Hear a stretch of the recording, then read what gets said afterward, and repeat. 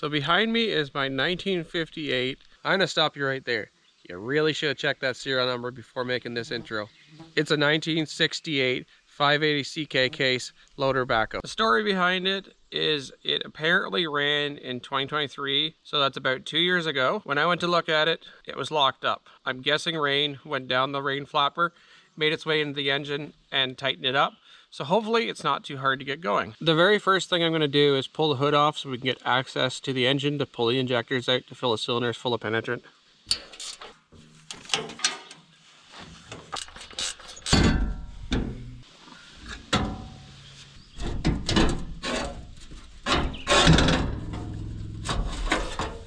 So as you can see, we have injector lines.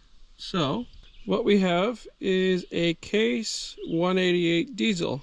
Very common engine used in a lot of old case tractors in the 50s, 60s, up into, I'm not sure, the 80s, where they switched to the 4BTs. So let's pull the dipstick. I've looked at it, you guys haven't. If you can see, we're just a touch over full. The oil's nasty, but that's normal. Before we do anything else, we're gonna give this nasty thing a bath. We don't want all this dirt coming down in the cylinders when we pull injectors.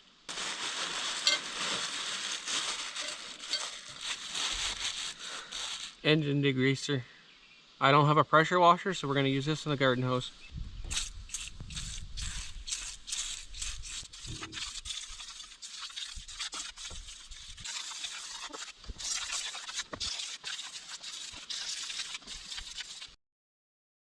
Looking at that and how dirty the engine is and that nobody's ever pressure washed it off, that might explain that we have a little bit of a lack of maintenance issue. A lot of the grease fittings don't have grease on them, like they haven't been greased in years. And if they have, it definitely hasn't been in the last time that it was used by the looks of things. So yeah, that might explain a few things. We may find some fun surprises.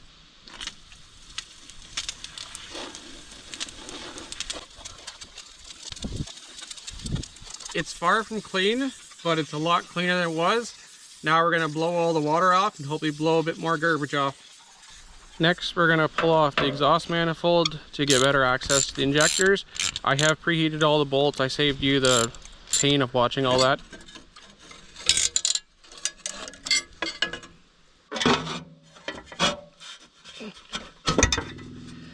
There's some sludge on the top of the engine. Moisture has definitely gotten into the top, but that could just be condensation from sitting, but no serious rust anyway. Just a bit of milky oil. That'll all clean up. So nothing up here that's scary. Some of that could be from me washing it too.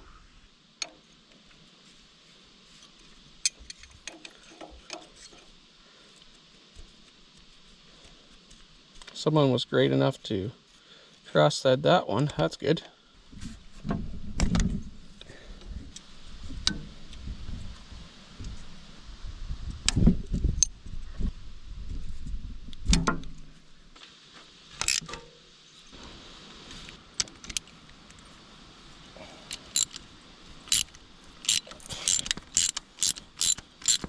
We're going to see if the injectors turn. Okay, that one is loose. That one's going to take some work. Okay, that one actually turns really nicely. Okay, that one's starting to move. So I'm going to get some lube on them. I'll play with them. I'll catch back up once I get them ready to pull. Okay, so I got the injectors all loose. I didn't show any of it because I didn't do it the way you're supposed to. But let's see if the camera will even pick it up. I've already cleaned this one, but it had a bunch of rust on the end of it. That's cylinder 1.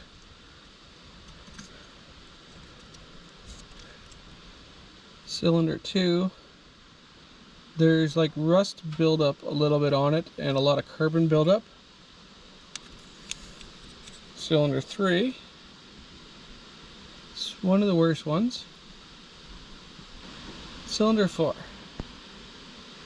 They're not good. They're not the worst, but I don't think they're any good. I think they might be toast.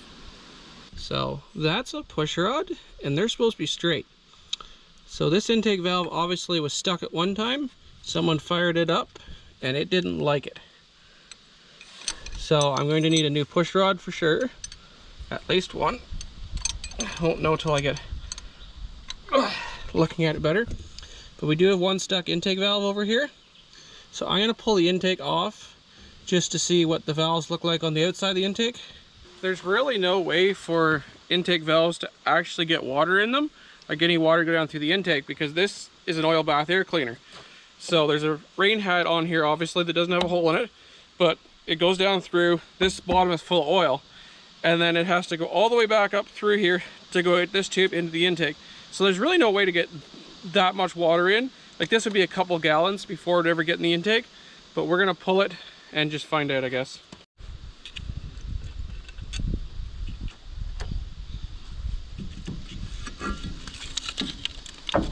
Wow, am I glad I pulled the intake. I don't know if I can get you in there enough, but number 4 has water sitting on top of the valve. Number 3 has water sitting on top of the valve. Number 2 is the only one that's actually not got any water in it. And number 1 also has water sitting on top of the valve. Yay, rusty water. I'm gonna try and blow the cylinders out with compressed air. That water sitting on the valves there, I might be into having to pull the head. It might be a little bit worse than I thought. We will see, but it looks like it's gotten water in there before based on that bent push rod, which probably locked up the valve and bent the push rod because it didn't want to move, so the push rod gave. I'm gonna shoot compressed air down while the cylinder, or down the injector hole, while holding the exhaust valve open. Okay, doesn't seem like there's much water in that one. Yep, 3 has water. Cylinder number 1.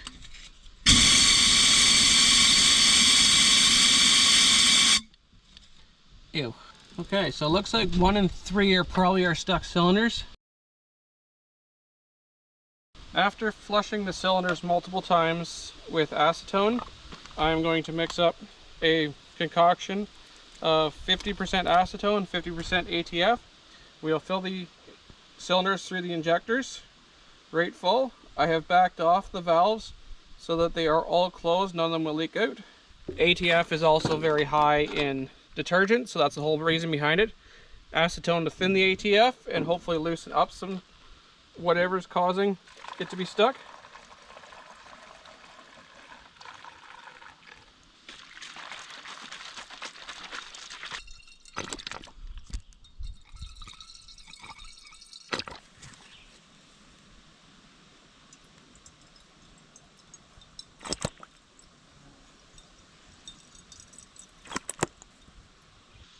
The last thing we are going to do is we're going to plug in the block heater and turn it on. You won't be able to see, but I'm going to see what the watts are. About 300 watts. So that means the block heater does actually work in this thing. You might wonder why I'm plugging the block heater in the middle of summer. The reason being is not because it's cold out and we need it to start the diesel engine. The reason is metals expand and contract at different rates as they heat and cool. So what we're trying to do is, because the block is cast iron, the pistons are aluminum, we are hoping that the block will minutely expand at a different rate than the pistons do as the coolant heats up in it, which will also help to break the engine itself loose, just because we've got movement in there. The other thing too is it also gets the liquid, the acetone, the ATF mix warmer. So when it's warmer, obviously liquids thin out. Well, as you can see, I got the head and the oil pan pulled off. I will show you why. Originally, I was going to try to break it loose and just run it without pulling the head off. As I got playing with it, I noticed a bunch of the valves were leaking. I found some more bent push rods, so I decided to pull the head off. We have to do a valve job to make it run properly. It probably wouldn't even have started, since pretty much all the intake valves were stuck open slightly, and 2 of the exhaust valves were stuck open and they were leaking. I don't know if you can see how cylinder 3 exhaust is wet, but cylinder 4 exhaust is dry. Cylinder 4 intake looks wet. It is to me anyway. Cylinder 3, 2, and 1. So without pulling the head, it was never going to run very well. I tried tapping the exhaust valves and the intake valves with a rubber mallet just to see if there's a bit of carbon under them and they would reseat. They didn't really want to. They were leaking fluid up around them just when I put the fluid down the injectors. And then I pressure tested them with the air compressor and they all blew air out like crazy. So if it was ever going to run, it probably wouldn't have without pulling the head. So I decided to just pull the head. So if you can see on cylinder 3 here, there is about a 1/2 inch of black, and then it turns to shinier metal. So this thing, I'll see if I can show number 2. This thing is turned over at one time when it was stuck. Cylinder 4 shows it too. So someone has got it to turn over a bit and then it locked up, which could make it a little more fun, but we're gonna lift all the sleeves out, being how this is a wet sleeve engine. And once I get the sleeves out, I can tinker with each cylinder on their own, do what they need to do to get them loosened up, and then it'll be easier. Because if you're trying to turn all 4 at one time, there's a lot more resistance than trying to do one cylinder at a time. There's a set of O-rings in the bottom, so I'm going to have to order new O-rings, but that's really simple. I don't want to rebuild this thing right now. Like, yes, this would be the ideal time to throw a rebuild kit in it, but it's about 1,800 bucks Canadian with tax on it, and I know nothing about the rest of the backhoe, so I really don't want to spend that kind of money on it right now until I verify that the transmission works, the hoe works, the hydraulic pump works, everything works as it should. So for now, we're gonna pop the pistons out. There's not a lot of sludge on them, so we're gonna just give them a quick hone, clean them up, throw it back together. This thing has been rebuilt at one time. I don't know if the camera will show it, but that is stamped number 3. So I can tell just by looking at it that it's been rebuilt before. So someone's done some work to it anyway. So, and then whoever had it kind of forgot about the maintenance. The oil was really sludgy. I don't know if the camera will show that. The sludge that came out of this thing was disgusting. And as you can see by the nasty orange silicone, someone's not bothered with the pan gasket. They just slammed her back together. But otherwise, it looks pretty good in here. I don't find any loose rods just by giving them a wiggle of my hand. So let's pop the liners out. Well, as you can see, I've gotten everything out. I cleaned up 2 of the liners. I ran a hone through them. They're not ideal. They're definitely not ideal, but when I run my fingernail through, I can't feel any of this. It's mostly coloring, but I don't want to hone them anymore from fear of going oversized and having the pistons too small. This is what they started out as. As you can see, they were pretty ugly. I also got the rings freed up on these 2 pistons. The oil rings still need a little bit more work, but the main compression rings came loose. They were seized right in, but I got them going. So what I ended up doing to get them out is I got these 2 moving. They moved pretty easily once I got the head lifted off. And then I was able to just use a screwdriver on the ring gear, rotate the engine over, which lifted these 2 liners out of their bores, while the pistons went down through these liners themselves. So these 2 I had to pull out, which was not so bad, but it wasn't also the most fun without the tool. What I want to do is I want to get this thing running. I want to test out the rest of the systems because we know nothing about them. As long as the thing starts without ether in the middle of summer, I'll be happy. Even if it's down on power a little bit, for what I'm really going to use it for. Remember, it's not going on a job site. It's not going to work 40 hours a week. It's just for tinkering around, pulling some stumps out, doing some driveway work. Yes, I'm going to put hours on it, but at the end of the day, I'm not going to do anything commercially with it. It's not going to run that much. I can always rebuild it in the future once I find out that the tranny works, the hydraulics work. I have to replace pretty much all the hydraulic lines, flush all the fluids. So I'd rather spend the money on those systems right now than the engine if I can get away with it. As long as it runs, I'll be happy for now. Since these are so badly seized in still, what I'm going to do is I'm just going to set them in the bench vise lightly to hold them upright. We're going to fill the cylinders up with diesel and we're going to light on fire. The heat from the diesel fire will, 1, heat the liners up slowly, but it'll also heat the diesel up, which means the diesel can kind of soak down past the rings. I end up doing that on these 2 just a little bit to get them to fully loosen up. They were a little stiff and they didn't really want to turn, so I did that and I got them turning. So I have good confidence that this is going to work. Okay. That's just going to hold the liner.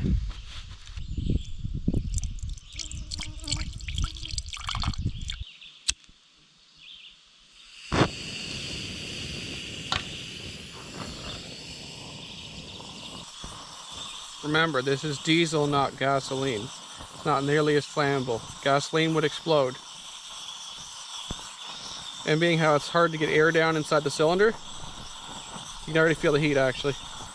But being how it's hard to get air down inside the cylinder, it doesn't burn very well. It'll just keep a small smoldering flame.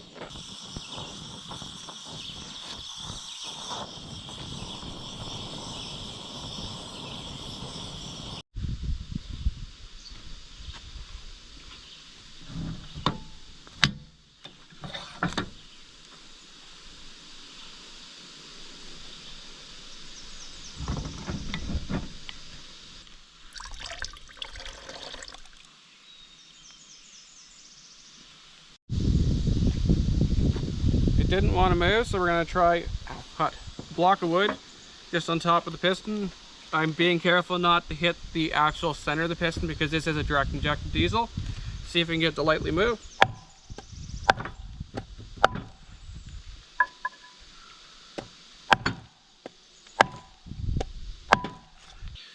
We are now set up on top of the liner, so it's just barely touching the liner. The piston skirts are free, so if the piston moves a little bit, we can readjust. I'm just trying to get a better swing on it.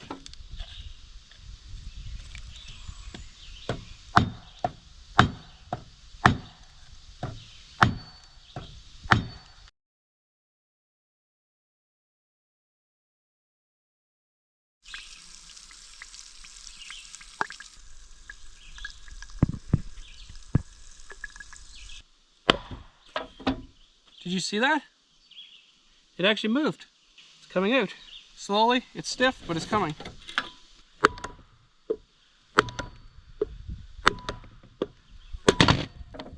There we go. So the upper on this piston, the upper ring is free. So the first compression ring. The second compression ring is seized, and the oil ring is seized.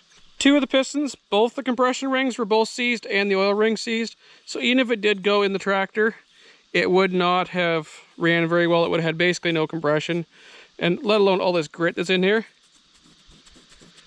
Not sure if the camera is even hearing that. It sounds like sandpaper in my fingers, so it would have just basically destroyed itself. So I'm really glad I pulled it apart. So I'm going to soak these, and then I'll show you how I loosen these rings up. I'll get the next one pulled out, and I'll show you once it pops out. So what I did with these last two pistons is exactly what I'm going to do with this one. First thing, wipe it down.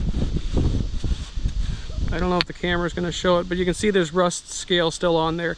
It's almost like mud. That will clean up. And then this is ATF mixed with a bit of acetone. I did this with the last two and it worked really well. It soaks in, and then we start just playing with the rings, and eventually they came loose. Just get the whole piston covered in it. It can soak through all the rings over time. I usually let them soak for a couple hours before I even start playing with them. I don't know if you can see down in there. We'll run a hone through it. It'll clean up. I'm not too worried about that. It's actually not too bad a shape compared to some of them. And just like that. See, this one's absolutely seized up. Both the rings are seized up, both the first and the secondary compression, as well as the oil ring. Every oil ring was seized, so even if we got the compression rings going in the machine, it would have burnt oil and would have smoked. So this is really the best thing we could have done, was tear it down. And if you're going to do this, make sure you don't mix up your cylinders, your pistons, your rings, anything. Make sure everything goes back exactly where it came from, especially with a used engine. It's used to being there. So I have, obviously my rods are marked, but I have been keeping every cylinder in its own sleeve as I work on it. I only work on one at a time. So I'll pull this one out, I'll hone it, and then I'll put it back in where it belongs to make sure that we don't mix them up. The next part we're going to do is we're going to hone out all these cylinders. The last two are left. All this black is basically just the rust and some soot from, because it's a diesel. That'll go away in the honing and we'll have a nice clean cylinder. I'm not trying to bore it out, I'm just trying to get rid of the heavy stuff. Again, just lightly clamping in the vise because you don't want to deform the cylinder. Just enough to basically hold it while we're doing it. I use these finger stones, I don't use the little ball ones.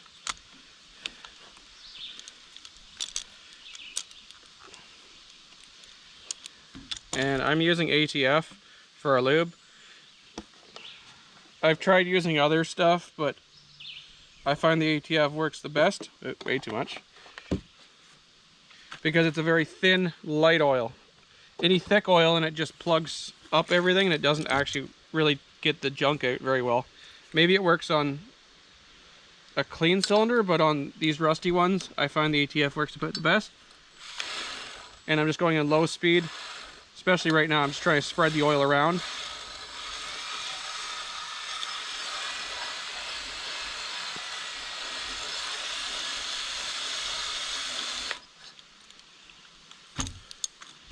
could wipe it all around, but the rust is really hard on your fingers. So I just put a bit in, go lightly, and it does work itself around pretty easily.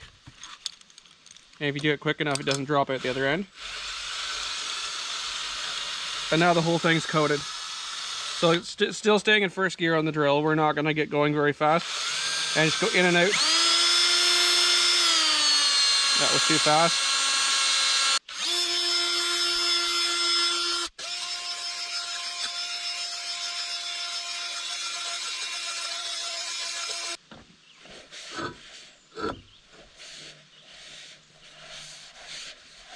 I like to get rid of all the junk as soon as it comes loose. So that way it doesn't maybe dig into the cylinder and embed itself more.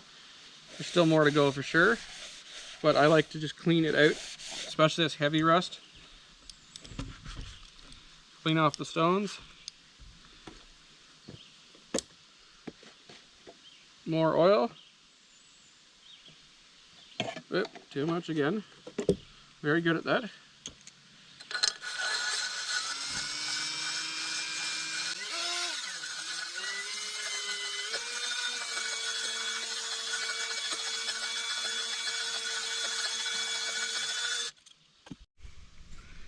You can already see down in here, the camera may not see it the best, but it's already starting to clean up.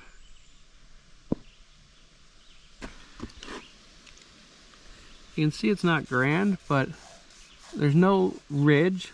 I can't catch my nail on it, so it should work for what we want. I don't know if the crosshatch is going to show up, probably not. But it's got a pretty good crosshatch actually.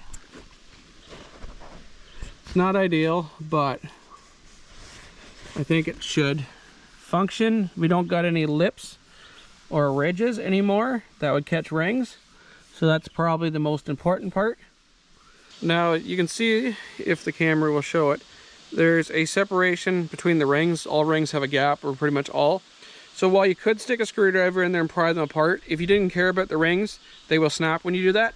I'm going to show you what I did on the other piston that worked really well. Just take the back end of a rubber or plastic screwdriver. You can use a snap-on one, you don't have to. But I just tapped around them for a while, and eventually just the vibrations loosened up all the junk, and they eventually popped out.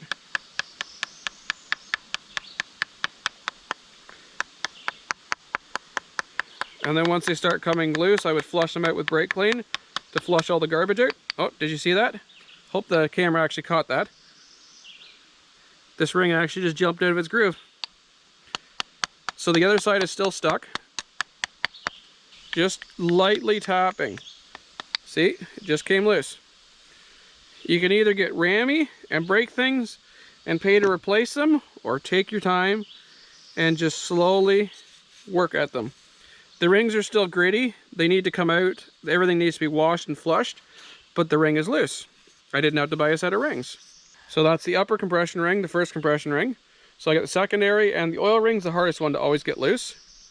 I usually start right at the gap, but just work your way around, and be careful not to whack the other one too hard back into where it came from. I don't know if you can see, but that one's just starting right here at the split. I find a little bit of brake clean seems to help. It just gets all the garbage out that's kind of holding the secondary ring in.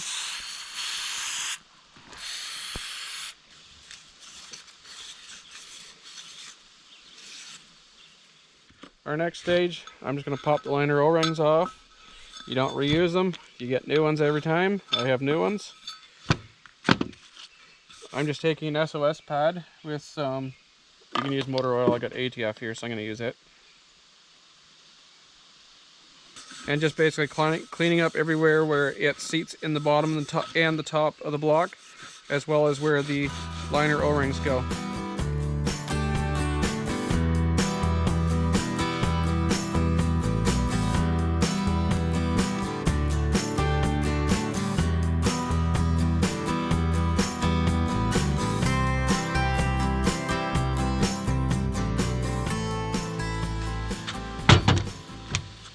Now that that's over, it's time to redo the cylinder head. Because as you remember, we had 4 leaking intake valves and 2 exhaust valves. So we're going to relap the valves. This is by far the stupidest tool I've ever used.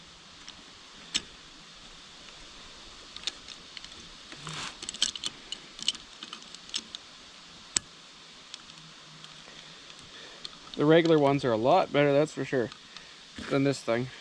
I just grabbed it because I needed it one day and I have it in my toolbox. But it is a pain to use.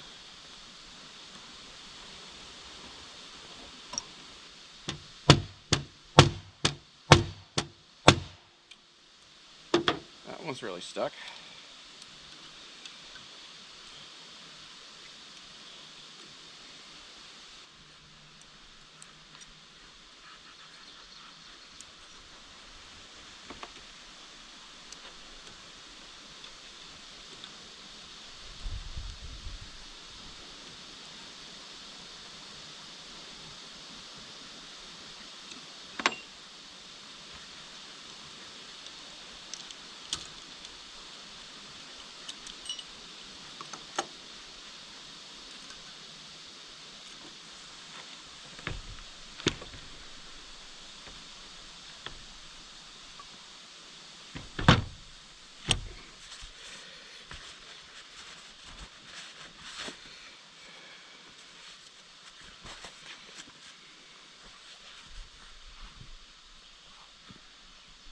The valve's got some light pitting, but it should clean up good enough for what we're going to use it for. You can't really see. The seat actually looks really, really good. There's a bit of crud around here, so we could have been hanging a valve more than anything. If this will show up, but you can see the crust around here. And I think that's mostly what's going on, is the crusties are actually hanging the valves. This is just some water. Are you going to say anything useful?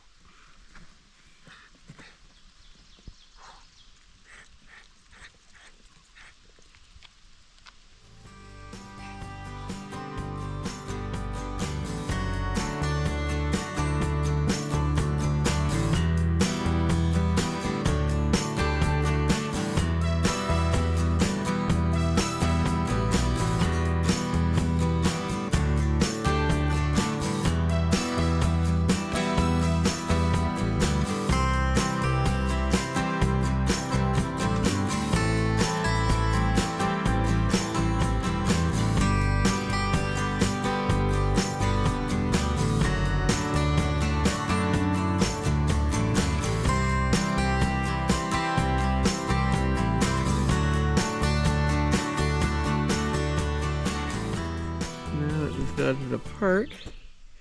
We've got a few crusty valves, definitely. Doesn't look too bad. These are probably the 2 worst. I haven't even wiped this one off. You can see which cylinders had water in them, that's for sure. I think the cleanup, they're not too bad.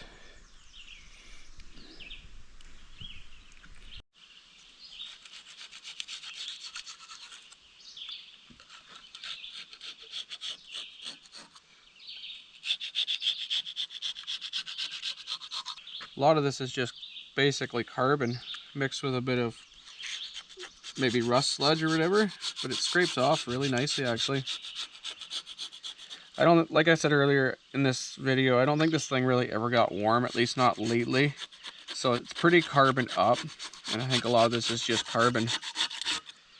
Ideally it should probably go to a machine shop and have the head decked, but that's not happening.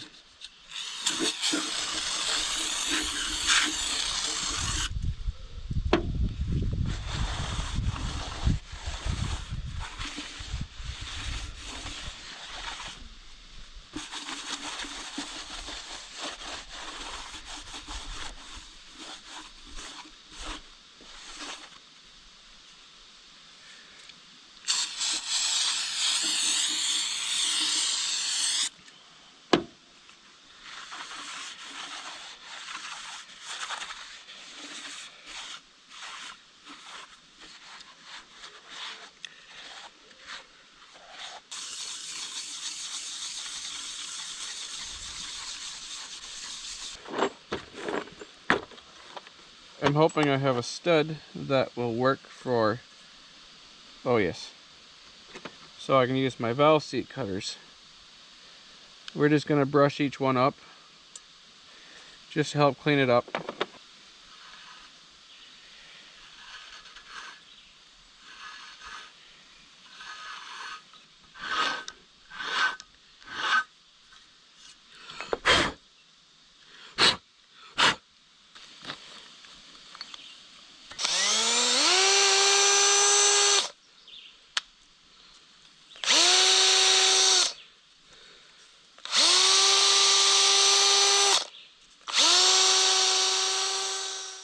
Now that's all said and done, I have some valve grinding compound. We're going to start with the coarse stuff, see how it does. I'm just going to chuck the valve in the drill, and we're going to do it power grinding because I don't have the little suction cup.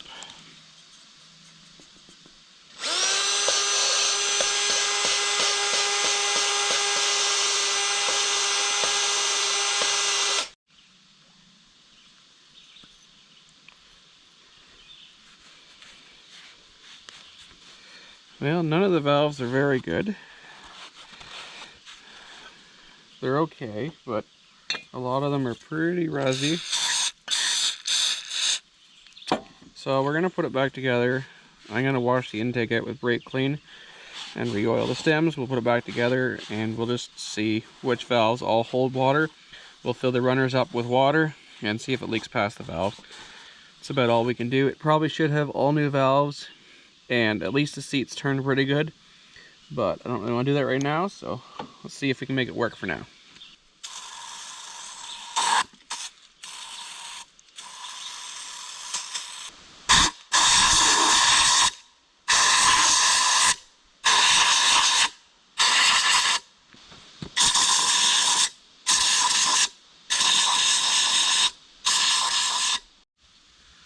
Okay, cross your fingers, your toes, and your eyebrows if you got them. I'm really hoping these don't leak. The valves weren't very good looking.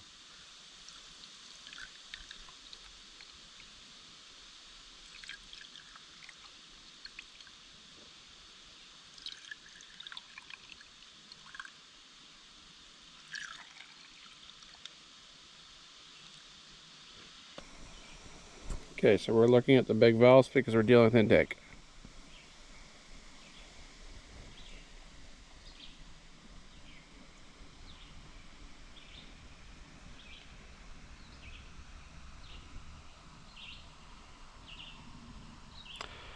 Believe it or not, they are not leaking. They actually managed to seal. I'll check the exhausts. I have pretty good confidence that mosquito's gone. I have pretty good confidence that the exhausts will seal. They were in a lot better shape. The intakes are really rough. It really needs new valves. The head really just needs to be redone in general, but for what we are going to be using it for, it hopefully should work. If I do rebuild it in the future, I can send the head out to be redone. We are finally ready to start putting things together. I got brand new liner O-rings. I got them from Case because it was the easiest way and their price really wasn't that bad. In this cap, I have some vegetable cooking oil, non-petroleum based. I've heard other people using soap. My brother rebuilds semi-truck engines at work for a living, and he said that's what they use. They don't use soap, so you don't get soap in your oil. But as long as it's not petroleum based, it won't swell your liner O-rings, and they've never had a problem, so he recommended that. So I'm gonna follow his advice.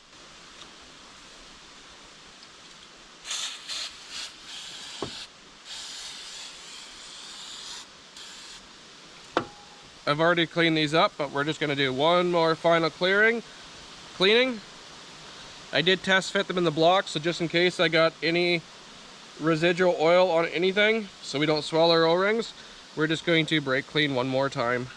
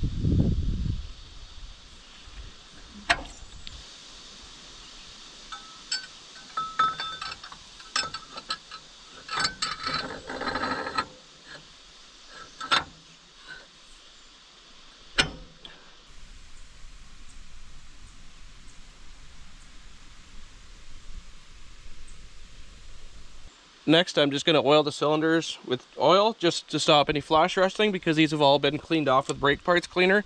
So they will flash rust in a hurry if they're not oiled. And then we'll drop the pistons in once they're oiled.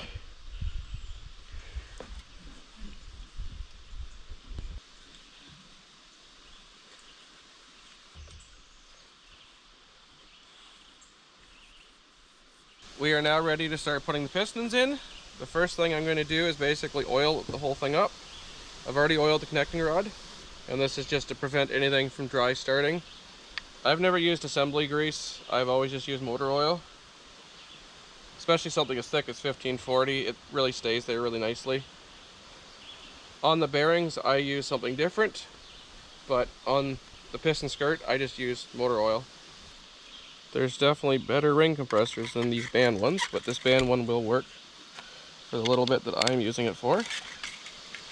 And then as I'm cinching it down, I like to take either the back of a hammer or a screwdriver, something that's rubber and soft, and just tap. It just helps the rings drop into place, a little bit of vibration. Now normally this is where you would oil up your connecting rod bearings. I am not going to right now because I'm going to plastic gauge all the connecting rods just to double check them, but we will oil them with white lithium grease once we are done checking. If you can see or not, there's a little O-ring, or a little arrow that goes to the front of the engine. Now this is my cylinder number 4. If you were using a new kit, it wouldn't matter, but because I am reusing everything, everything is going back in its same hole. And cylinder number 4, the crankshaft is on bottom dead center. And we're down, just like that.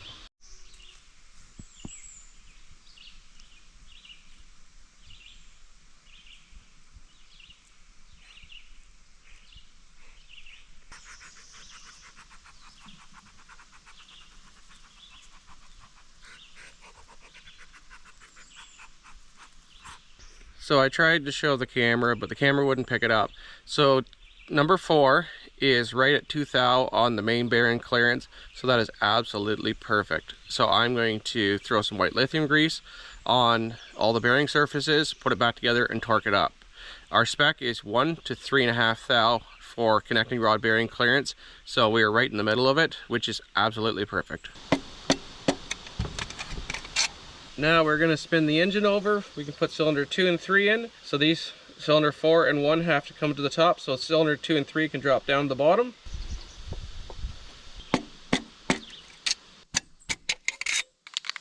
If I haven't annoyed you yet, I'm going to do it again. This is copper gasket spray for head gaskets and stuff. I have had good luck using this stuff because I'm going to reuse the head gasket. I know, it's going to annoy you probably.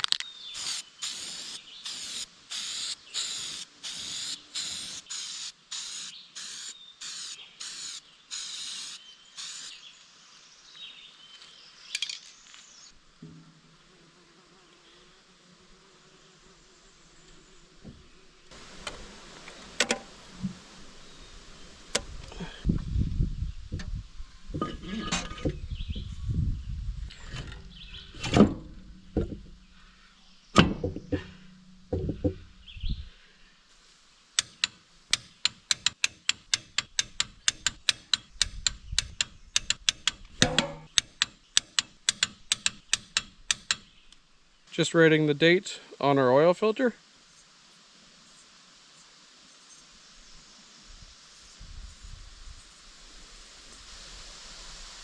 We are so close now. We have to put oil in the engine, put diesel in the tank, prime the fuel system, put a battery in, and I think we are ready for test firing.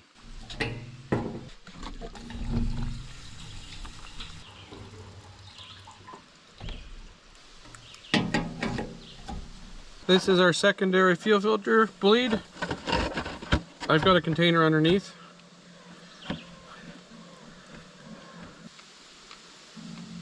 Okay, we're clean, bubble free, and we've been for about 30 seconds. We have straight diesel fuel. And lastly, we add oil.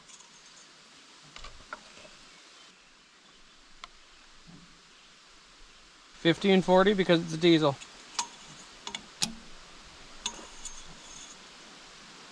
As you can see, we're just a touch over full. Full is right there. The oil filter still needs primed in the whole oil system, so I will have to add more once it fires up. But for now, it's good enough to get it started.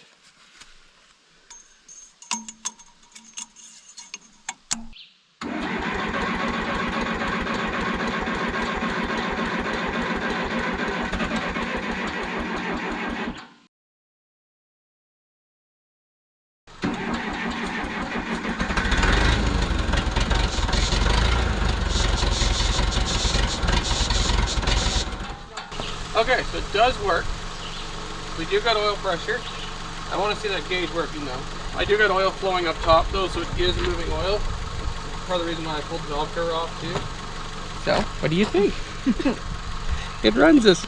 It's missing on one cylinder for sure. It's not running well. It's not firing properly on one of them either. Because you can hear it spitter. Yeah. I think it needs injectors big time. Well, I know it needs injectors big time, but that's most of what it is. I'm gonna fix the oil pressure gauge though first, just to verify. I know we have oil pressure going up top, but I want to fix the gauge first. It started.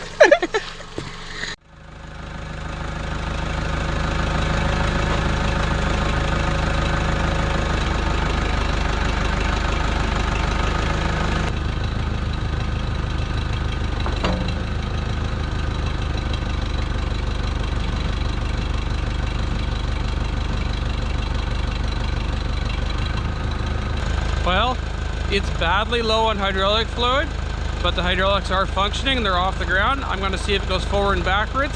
The shuttle sounds like it's engaging when I do flip the lever, but we're going to try some actual transmission gears.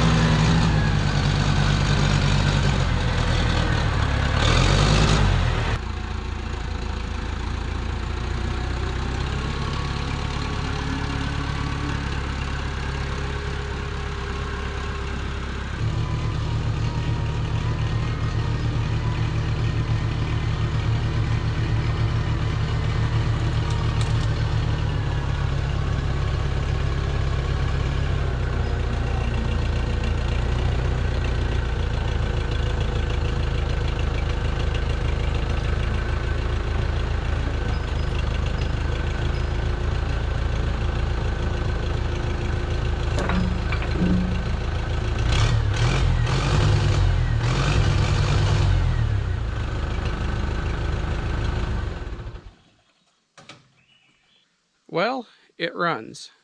Not very good, I will say that. It really needs injectors really badly. I did spray test them and they were only spraying 1 or 2 holes, most injectors. You can hear it in a miss. I don't know if the camera can hear it, but I can definitely hear it. It's not even revving up properly. So it's going to need injectors, but that's fine. The pencil injectors are designed to be basically throwaways and replace them with new ones. They're fairly cheap for that reason. A few other things, I still need to do all the hydraulic lines. I just want to make sure it moved. It's very, very low on hydraulic oil, as I don't know if you noticed, but none of the cylinders are very responsive, and it's basically out of oil. The rear end still needs the oil changed in it.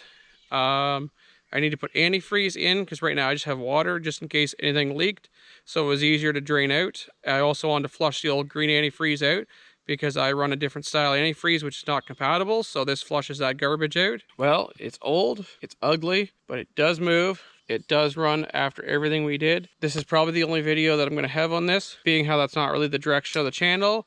I just wanted to share this because I thought this was probably part of our journey, and some people would definitely understand why I'm sharing this video. But the rest of the stuff that needs to be done, I will do off camera myself because I'm not a repair channel. But I just wanted to basically introduce the backhoe that we were able to get. Thank you for watching, everybody.